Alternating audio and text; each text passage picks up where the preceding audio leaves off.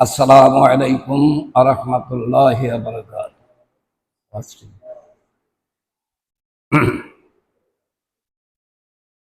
আউযু বিল্লাহি মিনাশ শাইতানির রাজীম। বিসমিল্লাহির রহমানির রহিম। নাহমাদুহু ওয়া নুসাল্লি আলা রাসূলিল কারীম। আম্মা বা'দ, ফায়া আইয়ুহাল হাজিরুন রাহিমানি ওয়া রাহমাকুমুল্লাহ। আজ 17 রবিউল সানি হিজরি 1447 সন, 25 আশ্বিন 1432 বঙ্গাব্দ, 10 অক্টোবর 2025 খ্রিস্টাব্দ।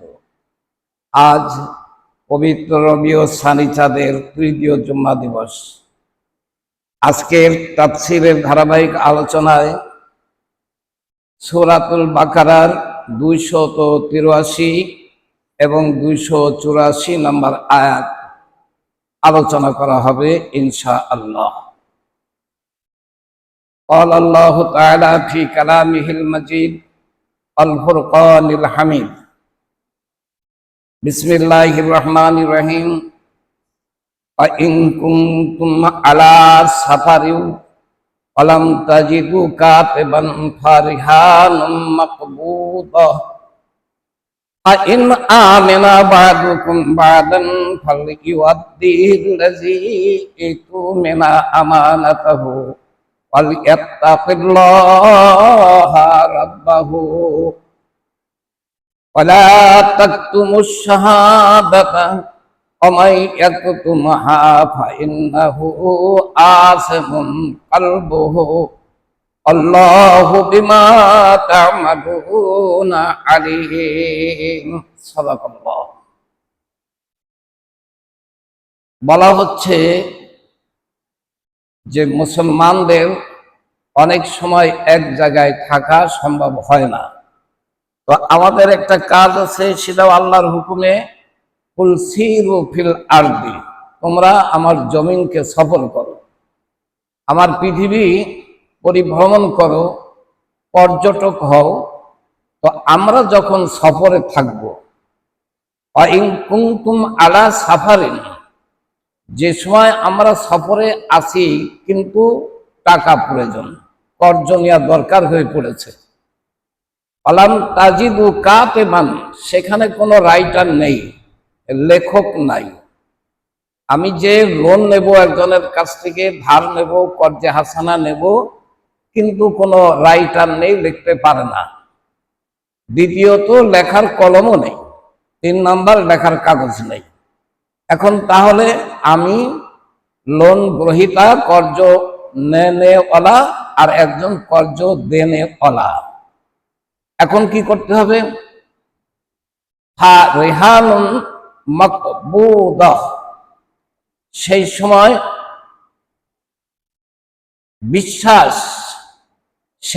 বিশ্বাস কাজ করবে, ইমানই কাজ করবে, পূর্ণাঙ্গ ইমানি বিশ্বাসের উপরে গ্রহণ করতে হবে কর্জ, এবং দিতেও হবে কর্জ। এখন এইটা হচ্ছে নেওয়ার সময় যদি কোনো বন্ধক রাখার প্রয়োজন হয়, সেই বন্ধকটা কিরকম বুঝার ব্যাপার। আমার 10,000 টাকা দরকার, সৌদি আরব গেছি, হজের থেকে টাকা ফুরাই গেছে, প্রয়োজন। আরেকজন হাজী সাহেবের কাছ থেকে আমি টাকা নেব। একটা হলো ইমানদারি অবশ্যই থাকতে হবে, মুসলমান হিসাব করা হয় ইমানদার, আর হচ্ছে আরেকটা গ্রুপ হলো মুনাফিক, আরেকটা গ্রুপ হচ্ছে কাফির। তো আমাদের তো মক্কায় কাফিরদের সাথে কোনো লেনদেন নাই, হবে না। তাহলে আমরা একজন ইমানদারের সাথে লেনদেন করব, এই দুইজনই হতে হবে পূর্ণাঙ্গ আল্লাহ বিশ্বাসী, মুত্তাকি, ইমানদার। তিনি আমাকে কর্জ দেবেন। ইতিপূর্বে আপনারা শুনেছেন যে কাঠের ভিতরে স্বর্ণ মুদ্রা দিয়ে সাগরে ছেড়ে দিল, সেই রকম ইমানদার। সাক্ষী কে? সাক্ষী আল্লাহ। জামিনদার কে ছিল? আল্লাহ। উভয় ব্যাপারে আল্লাহকে সাক্ষী রেখে, জামিন রেখে সেই 10,000 স্বর্ণ মুদ্রা লেনদেন হয়েছিল। কাজগুলো এমনই হতে হবে। অতএব সৌদির কথাই বলছি, সেখান থেকে আমাকে লোন দেবে, দেশে এসে আমি ফেরত দেব, লেখাপড়া কিচ্ছুই নেই, সাক্ষী আল্লাহ, আমাকে আসলে ফেরত দিতে হবে। এবং তিনি তা গ্রহণ করবেন। এই গ্রহীতা বলবে না আমি 12,000 দিয়েছিলাম, গ্রহীতা বলবে আমি 10,000ই দিয়েছি। আর মানে যিনি দিবেন, আর গ্রহীতা তিনি যথা নিয়মে যথা সময়ে টাকাটা তার কাছে পৌঁছে দেবেন। এই হলো তার হজ কবুল। কিন্তু দেখা গেল দেশে আসার পর আর দেখাই নেই, খবরই নেই, অনেক সমস্যা। এগুলি মোমেনদের কাজ না, আল্লাহ তাআলা পরিষ্কার করে দিয়েছেন। কারবার হবে ইমানদারি কারবার। এখন যদি হাজী সাহেবের কাছে স্বর্ণ থাকে, কিনেছেন, এখন টাকা নেই, তিনি ওই যিনি দত্তা, যিনি টাকা দেবেন, তিনার কাছে এই স্বর্ণটা বন্ধক রাখবেন। ভাই আপনি সোনা রাখেন, সোনার দাম 2 লাখ টাকা, উনি নিচ্ছেন 10,000 টাকা। এরপরে সেই স্বর্ণ উনি গ্রহণ করবেন, রেখে দেবেন, দেশে আসবেন, 10,000 টাকা নিয়ে দিলে স্বর্ণটা আনাম 2 লাখ টাকার স্বর্ণই তাকে ফেরত দিতে হবে, কোনো মাইনাস হবে না। অস্বীকার তো করতে পারবেই না, যেহেতু উনিও ইমানদার, আমিও ইমানদার। এখন যদি সেই ব্যক্তি অস্বীকার করে, তাহলে আল্লাহ রাব্বুল আলামিন বলছেন অমাই একতুমহা ফাইন্নাহু আসেন, যদি তুমি বলো যে কই, কবে, কখন, না তো, এইভাবে অস্বীকার যদি করো, তাহলে নিশ্চয়ই তার মন পাপে পরিপূর্ণ। এখন পাপে তো পরিপূর্ণ, দেখলো কিনা, সে তো বিদেশের ব্যাপার, কোনো সাক্ষী নেই, কাবার ঘর, আর হাজী সাহেবরা আমি আর উনি। আল্লাহ বলতেছেন যে আল্লাহু বিমা তা'মালুনা আলিম, আমি আল্লাহ অবশ্যই তোমাদের এই লেনদেন কার্যকলাপ আমি পর্যবেক্ষণ করছি। সাক্ষী তাহলে কে আছেন? আল্লাহ আছেন। মোহতারাম, এ হচ্ছে বিদেশে লেনদেন করার পদ্ধতি। আবার স্বদেশেও যদি কেউ কারোর কাছে কোনো বন্ধক রেখে টাকা ধার নেয়, তাহলে তিনি সেই বন্ধকের শর্ত অনুযায়ী টাকা পরিশোধ করবেন এবং আনাম যে মালটা আমি রেখেছিলাম সে মালটা উনি ফেরত দেবেন। বাস, দুইজনই মোমেন, দুইজনের জন্য জান্নাত, আর কোনো চিন্তার কারণ নেই। এখন যদি গ্রহীতা বলে যে ভাই আমার আর টাকা দেওয়ার কায়দা নাই, কিন্তু স্বর্ণলঙ্কার চেনটা বা কানের দুল বা হাতের আংটি ওটা ওনার কাছে রয়েই গেছে, কি হবে? এই আংটি দুটো পদ্ধতি, একটা হচ্ছে বাজার দরে যাচাই করে সাক্ষী রেখে বিক্রি করা, বিক্রি করার পর 10,000 টাকা তিনি রেখে দেবেন, বাদ বাকি টাকা আমাকে ফেরত দেবেন। এটা কিন্তু সবার সম্মতিক্রমে, গোপনে আন্দাজে একটা দাম ধরে নিজে সামান্যতম লাভেরও যদি মনোবাঞ্ছা থাকে, তাহলে এটা হবে গুনাহ। আর একটা হচ্ছে যে লোন বা কর্জ যিনি দিয়েছিলেন, তিনি 10,000 টাকা ফি সাবিলিল্লাহ মাফ করে দেবেন, আংটিটাও আমার ফেরত দেবেন। মোট কথা হচ্ছে ইমানদারদের লেনদেন, এইটাই হলো জান্নাতি মওকা। লিল্লাহি মা ফিস সামাওয়াতি ওয়া মা ফিল আরদ, আল্লাহ বলছেন আসমান এবং জমিনে যাহা কিছু আছে সবই কিন্তু আমার, সব আমার। তোমরা যতই যাই বলো সব সরকারি খামার, কিন্তু মেন ব্যাপার হচ্ছে লিল্লাহ, একমাত্র আল্লাহরই জন্য। মা ফিস সামাওয়াতি ওয়া মা ফিল আরদ, আকাশের চন্দ্র সূর্য তারকা নক্ষত্রাদি, ঊর্ধ্ব গগনে 7 আসমান এবং 7 আসমানের রক্ষিত সকল সম্পদ, সমস্ত স্থাবর অস্থাবর দৃশ্য অদৃশ্য যাহা কিছু আছে ইহকাল পরকালে, দুনিয়া এবং আখিরাতে, ওয়ালে ভার মালিক হচ্ছেন আল্লাহ। জোরে বলুন সুবহানাল্লাহ। সম্মানিত হাজিরিন, বিষয়টা এমন, যদি গভর্নমেন্ট মনে করে যে মাগুরা সিদ্দিকা দরবার শরীফের এই জায়গাটা সরকারের দরকার, কেন দরকার? এখানে গ্যাস পাওয়া যাচ্ছে, এখান দিয়ে তেল উত্তোলন হচ্ছে। এখন সরকারের বৃহত্তর স্বার্থে কল্যাণে আমার ভর্তুকি পূরণ করে ইচ্ছা করলে তিনি আমার জায়গা নিয়ে নিতে পারেন। এরে কি যেন একটা বলা হয়, মানে এইভাবে গভর্নমেন্ট ইচ্ছা করলে যে কোনো জায়গা মানবিকতাকে রক্ষা করে তিনি গ্রহণ করতে পারেন। কেন? দলিলে লেখাই আছে, চাইবা মাত্র বাহককে ফেরত দিতে বাধ্য থাকিবে। তার মানে কি? দেশ সরকারের, সরকার কার? জনগণের। জনগণের স্বার্থে প্রয়োজন আমার এমনি রোড যাবে, সুতরাং সেই জায়গাটা হুকুম দখল বা এই যেমন ঢাকা রোডে অনেক জায়গা নেওয়া হয়েছে, টাকা দিয়ে দেওয়া হয়েছে, এরকম ভাবে।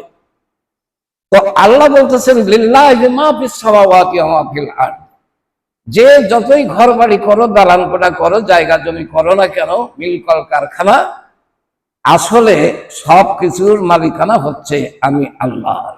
এই জন্য সময় সময় ভূমিকম্প ধস হয়ে যাচ্ছে, এই জন্য হঠাৎ হঠাৎ করে সাইক্লোন হয়ে সব পুড়ে চলে যাচ্ছে, এই জন্য বিভিন্ন সময় আগ্নেয়গিরি হয়ে জ্বলে পড়ে ছারখার হয়ে যাচ্ছে, কারো কিছু বলার নাই, সবই তার মর্জি।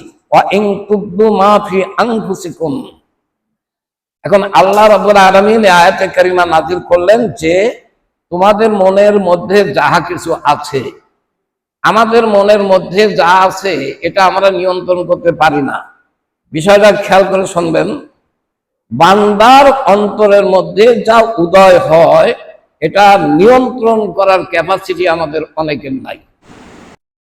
মনের মধ্যে অনেক কথা আসে, ভালো আসে, মন্দ আসে, পরে কিছু ক্ষতি করার চিন্তা আসে, ভালো আসে, ইত্যাদি ইত্যাদি। আল্লাহ বলছেন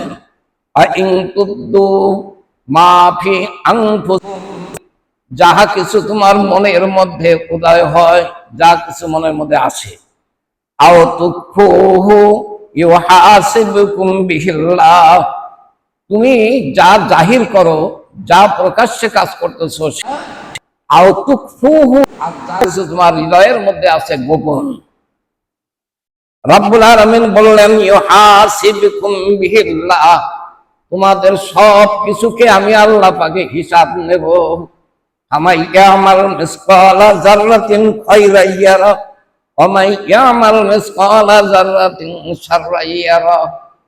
আল্লাহ বলছেন যারা যারা পরিমাণ হিসাব নেওয়া হবে। তাহলে হিসাব নেবেন দুই দিক, একটা হলো আমরা যা বলছি এবং করছি এটা প্রকাশ্য।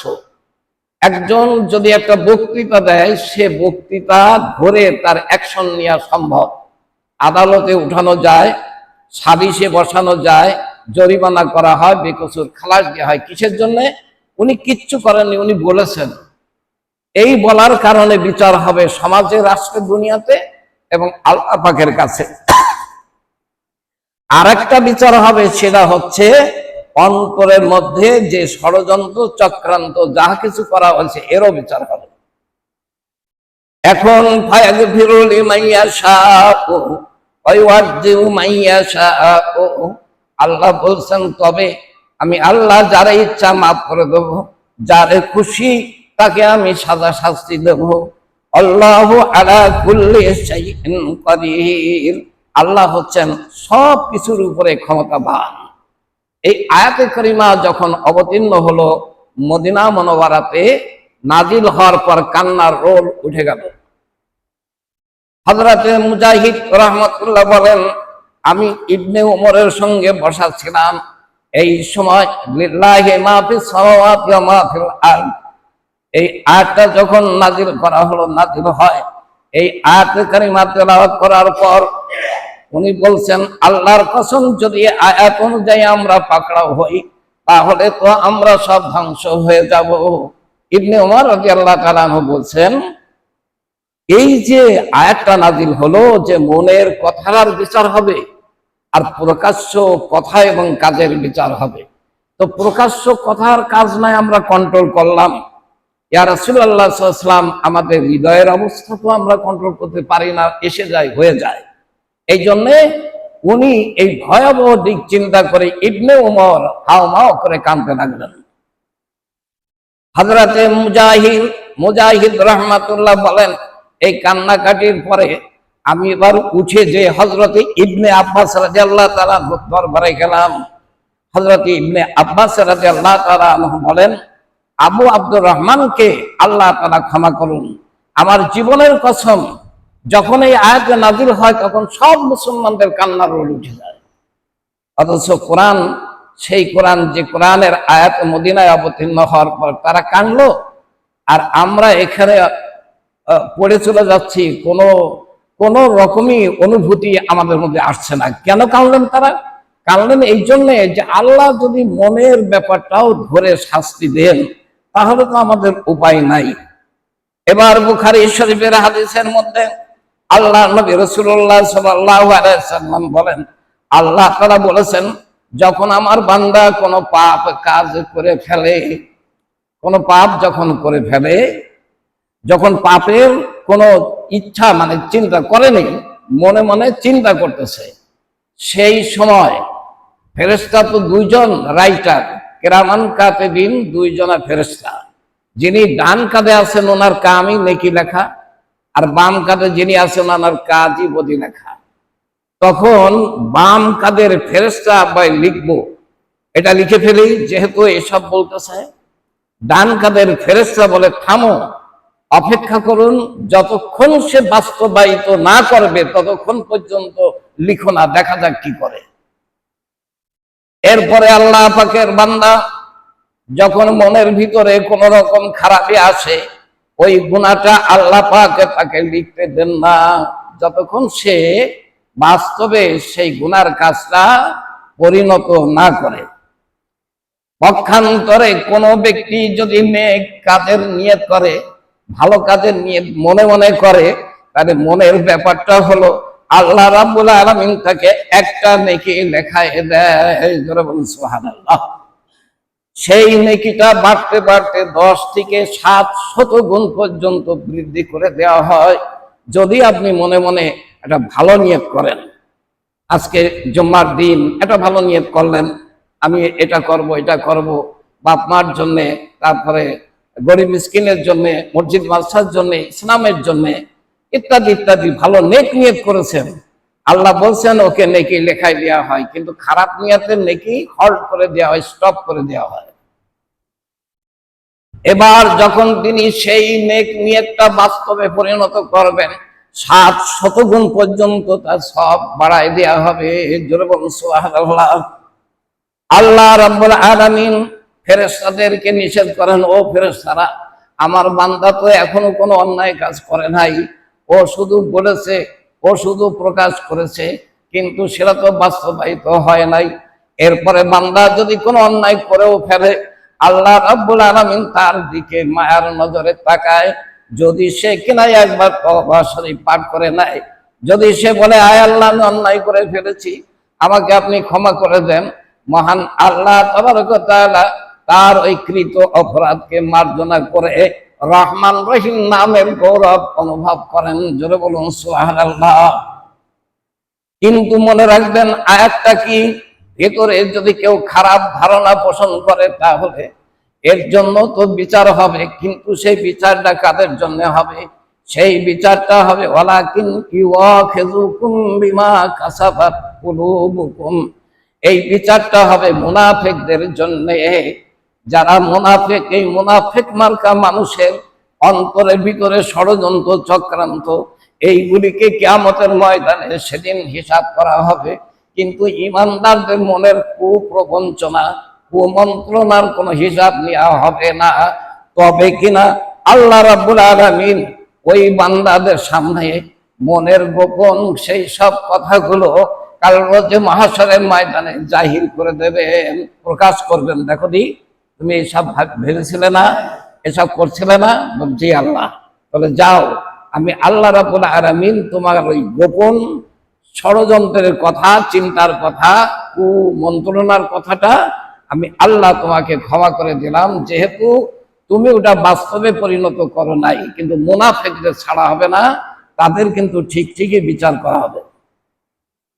এরপরে সাহাবীরা আরজ করলেন, ইয়া রাসূলুল্লাহ, ইয়া হাবিবাল্লাহ, যদি আল্লাহ আমাদের সব কিছুই পাকড়াও করেন, কাল কিয়ামতের ময়দানে আমাদের কোনো উপায় হবে না। আল্লাহ তাআলা ওই সময় আল কোরআনুল কারীমে সূরা বাকারা 285 নম্বর আয়াত নাযিল করলেন। এই আয়াতের মধ্যে আল্লাহ তাআলা বলতেছেন, লা ইউকাল্লিফুল্লাহু নাফসান ইল্লা উসাহা।